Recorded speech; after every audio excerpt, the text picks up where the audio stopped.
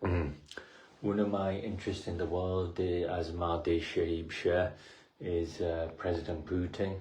I think that one of the interesting things about President Putin recently, over recent years, over the past decade, is that he's built something like 1 million tanks. He's produced something like 1 million tanks. I think with a $750 billion budget, I think that's what he's done, and that seems very alarming. It seems an alarming development.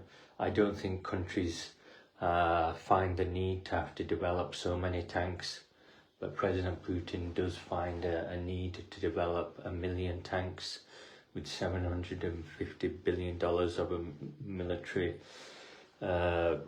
military budget. So I think the fact that Russia has spent $750 billion modernizing its military over the past decade, and it's put most of that money into producing 1 million tanks, is a very concerning development with Russia. And I think that it indicates some kind of threat for Europe as well, because Russia always points to Europe. I think it just points to Europe. I think Russia's main contender in its territory is Europe. That's what it's concerned about and focused on.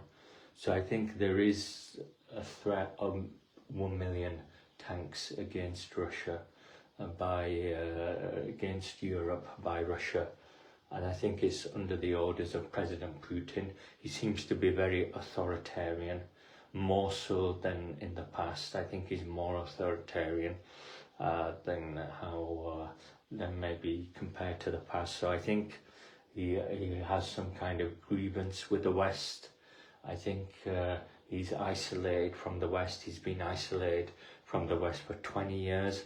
I don't know what he's done during that time in Russia, but he's been isolated from the West for 20 years. And I think he has some kind of grievance against the West.